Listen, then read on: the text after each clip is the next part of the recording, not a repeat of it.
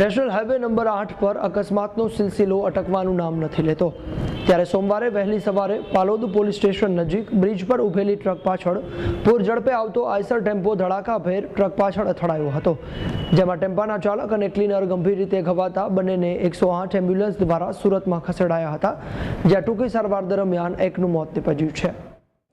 National highway number 8 એટલે અકસ્માતનો hotspot.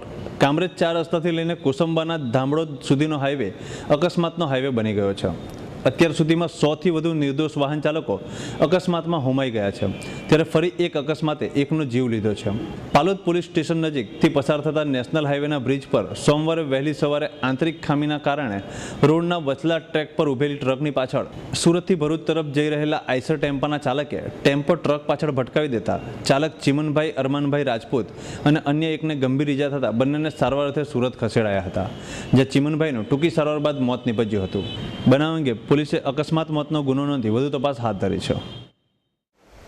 આજે સવારે 7 વાગ્યાના સુમારે અમને માહિતી મળી કે કિમ 4 રસ્તાની ઉપર જે બ્રિજ છે કિમ 4 રસ્તા એની ઉપર એક્સિડન્ટ થયેલું છે।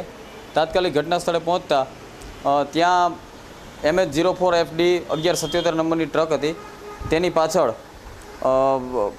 એક ટેમ્પો આઈસર ચાલક જે GJ7Z7879 નંબરની ટ્રક હતી, આઈસર હતું, એ આઈસરે તેની પાછળ ઘુસાડી દેતા તે આઈસરનો ચાલક જેનું નામ ચિમનભાઈ અરમાનભાઈ રાજપૂત તેને 108માં લઈ ગયેલા અને ત્યાં સારવાર હેઠળ તેનું મોત નિપજેલ છે સિવિલ હોસ્પિટલની અંદર।